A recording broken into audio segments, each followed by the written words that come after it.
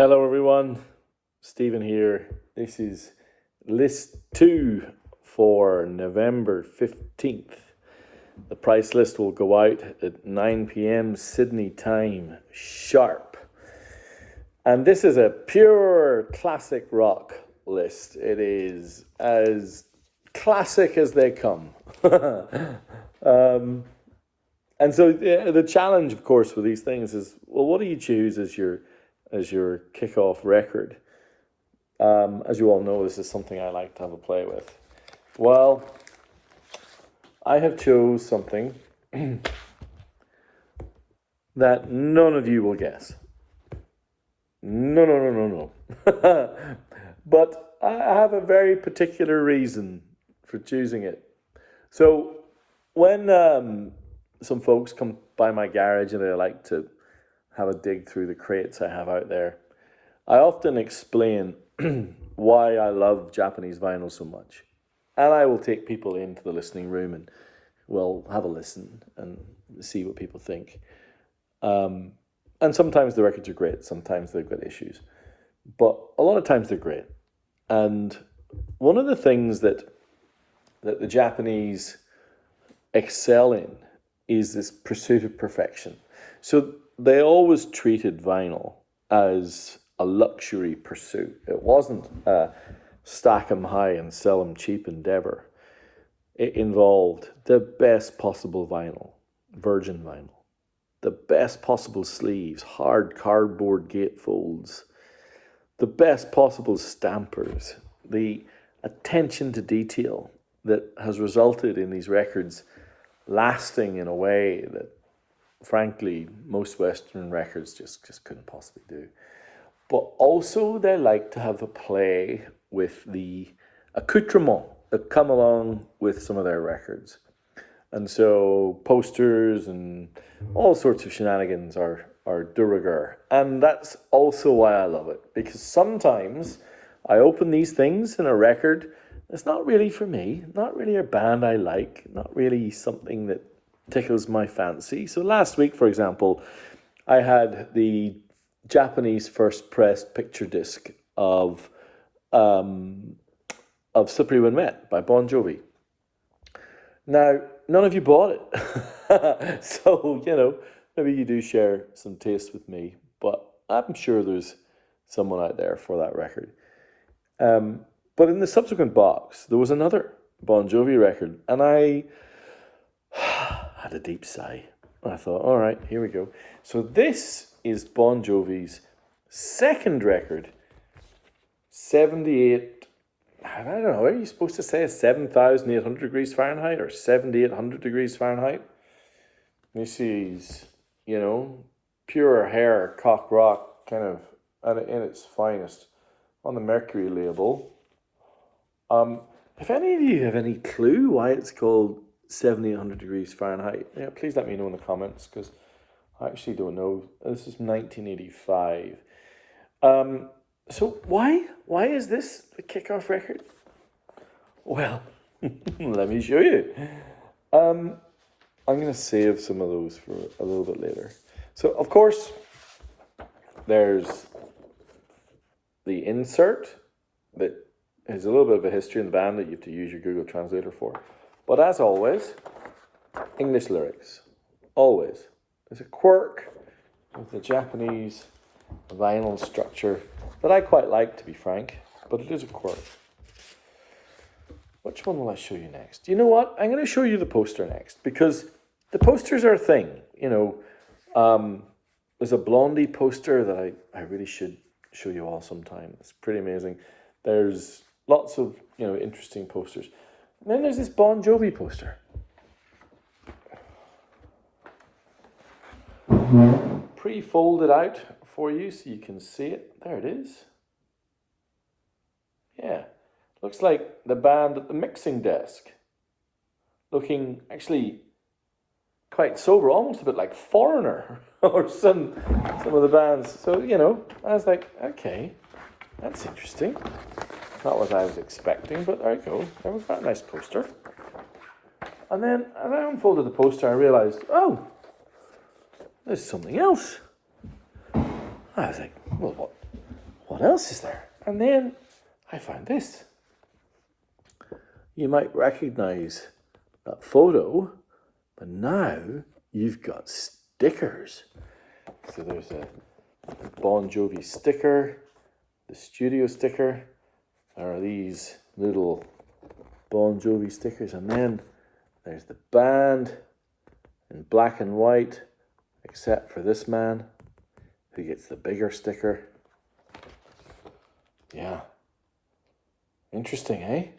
And then as I was putting the stickers away, I was like, there's something else. What is this? Now, this I've not seen before. Now, I've had to have a look to see what this is. This is awesome.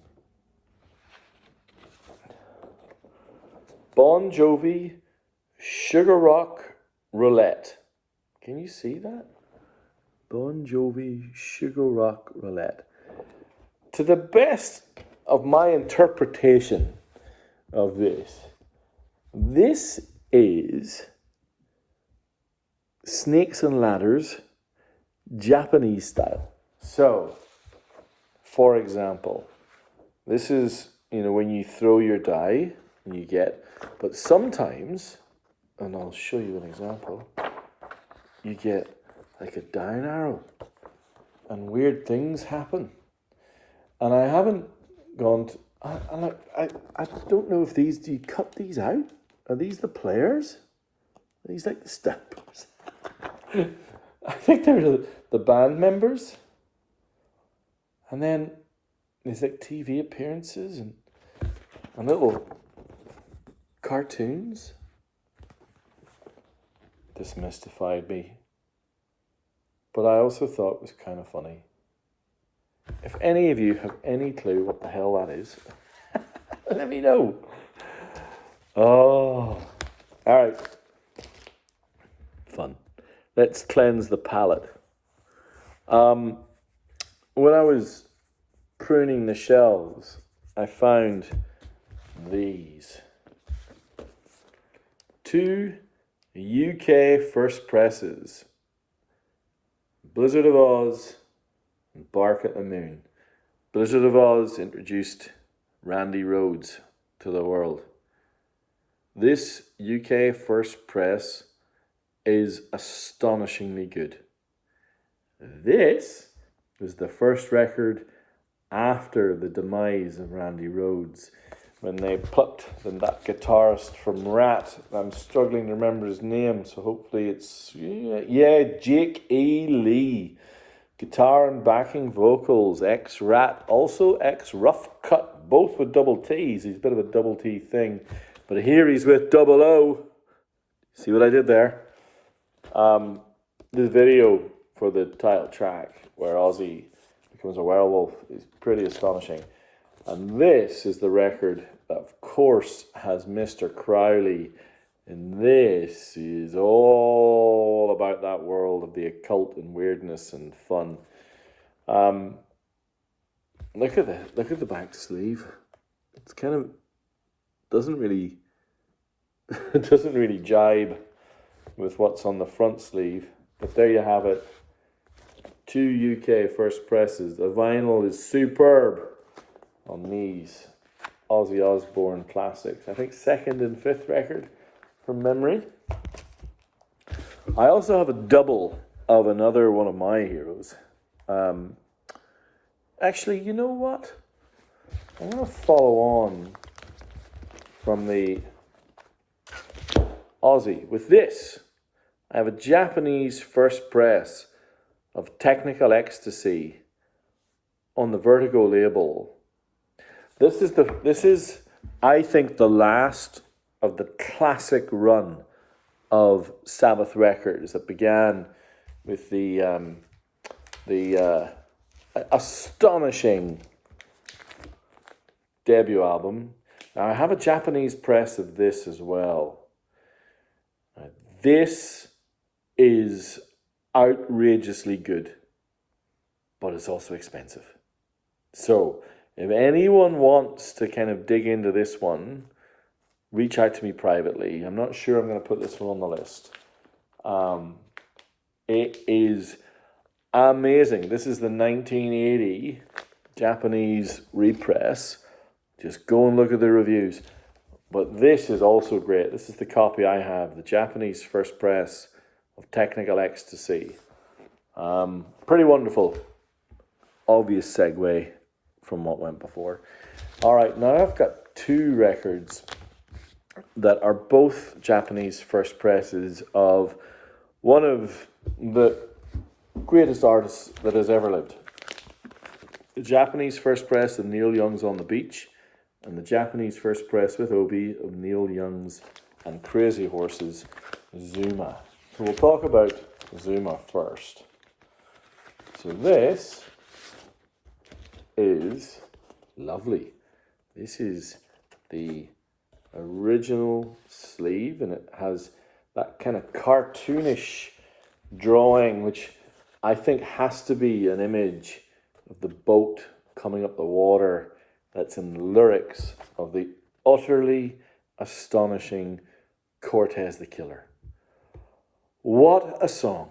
And it is worth having that song on this quality vinyl, just for that song alone. If it wasn't for the fact that Crazy Horse and Neil Young rocket up a storm on this, Barstool Blues, Stupid Girl, Drive Back, it's great. It also includes now it's on the Reprise label, but also includes in really nice condition the artworks and similar drawings that represent some of the other songs. And I will leave you to work those out. It also has the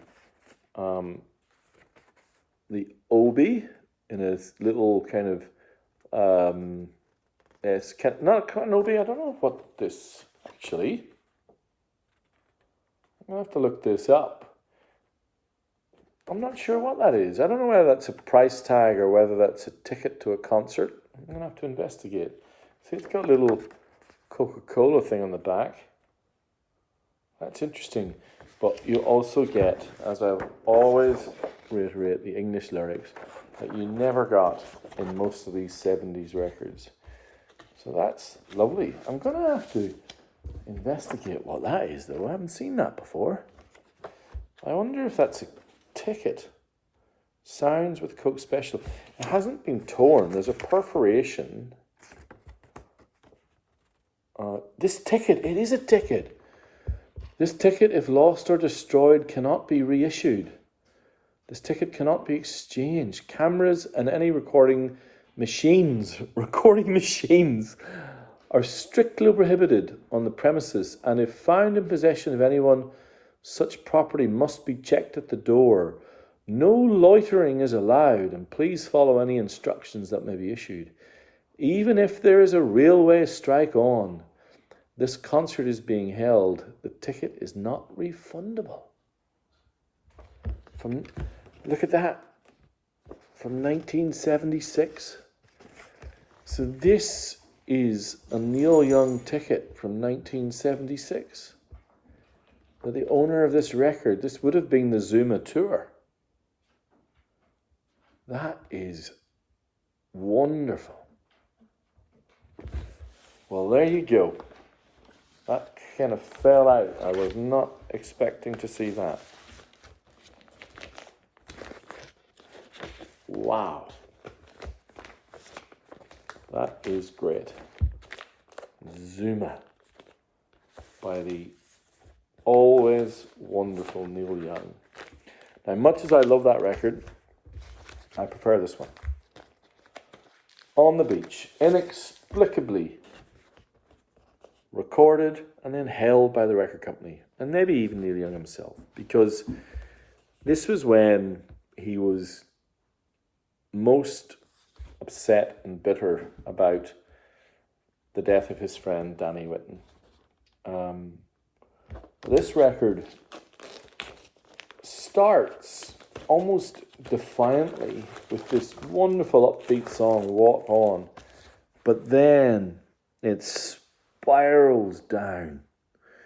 You get Revolution Blues, For the Turnstiles, and by the end of side 1, track 5, vampire blues. And that is when you hear Neil Young and Crazy Horse purging themselves of these feelings of guilt. I think guilt of what happened to their friend. Then side two, you have the desolation of On the Beach, motion pictures, and then finally Ambulance Blues. And of course, the record company sat on this because they recognized that this is the absolute antithesis of a commercial record. And you know, this is the guy who recorded, you know, after the gold rush and Harvest, and they were looking for another hit.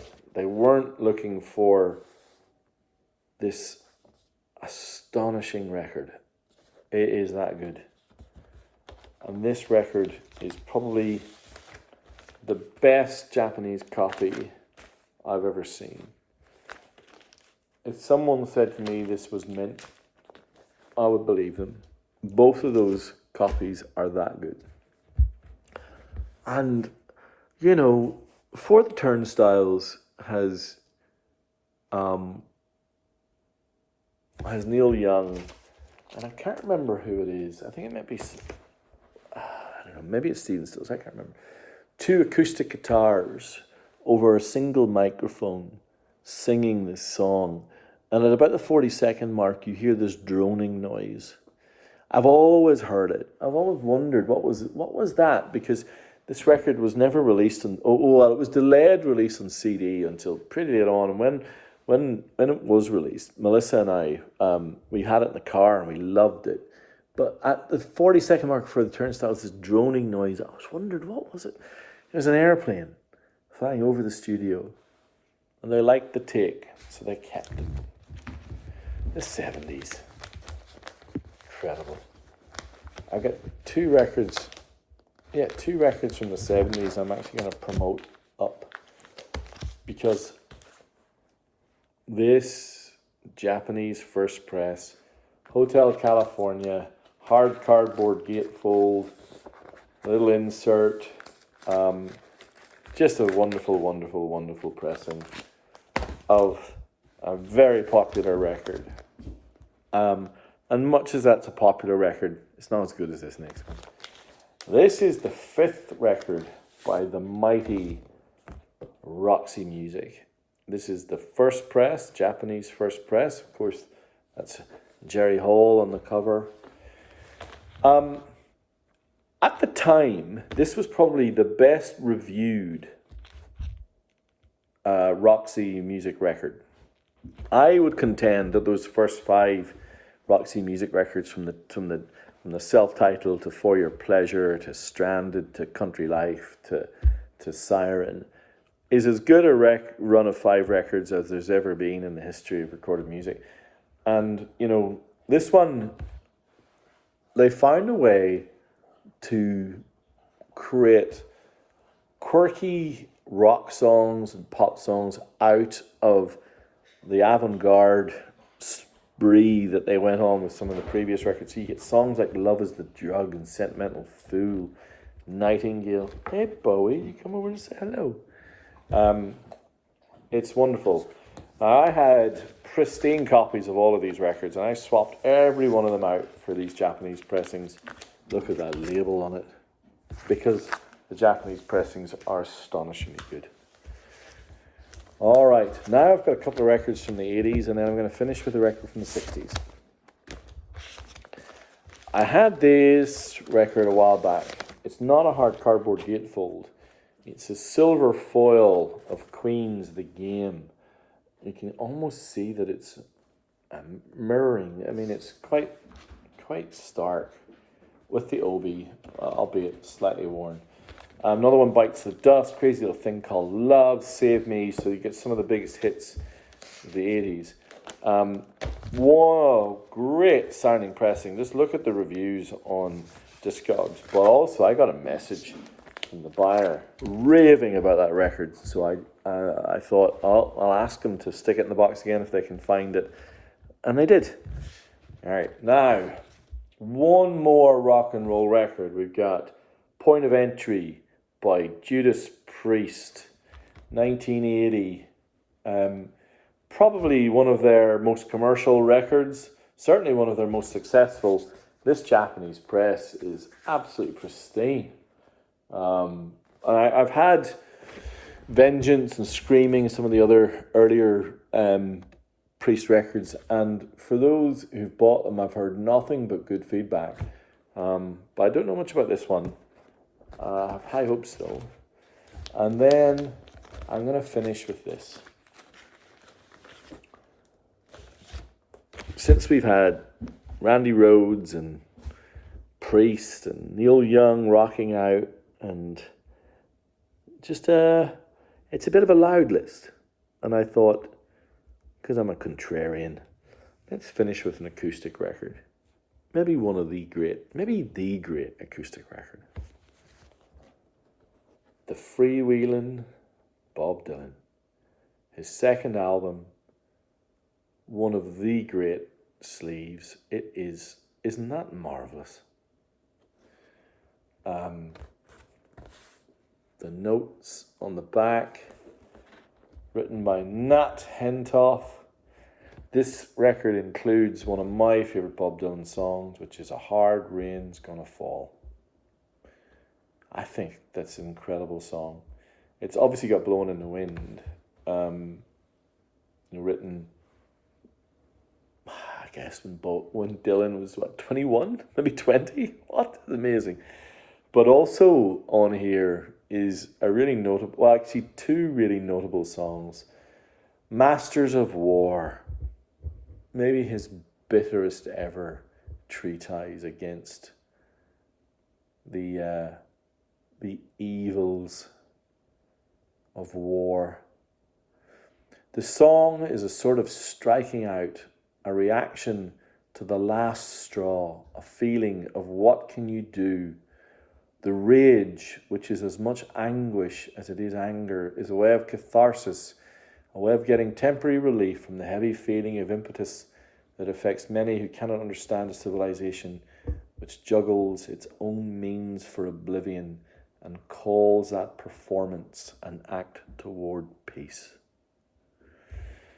Wow.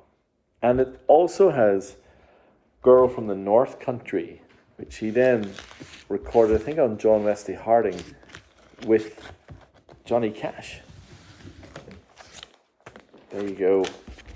On the original old label, the Freewheelin' Bob Dylan. The final record in tonight's classic rock list. Thank you so much for making it to here. I hope you found something interesting. If you have any questions about any of these records, ping me.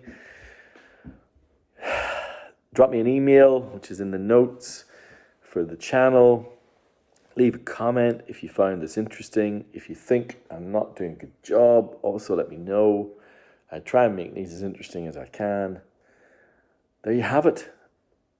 The classic rock list from Shortcuts. Price list goes out on November 15th. Thank you so much. 9 p.m. Sydney time. I know that means that other parts of the country there's some changes, but yeah, hope you enjoyed that and talk to you all soon. Bye.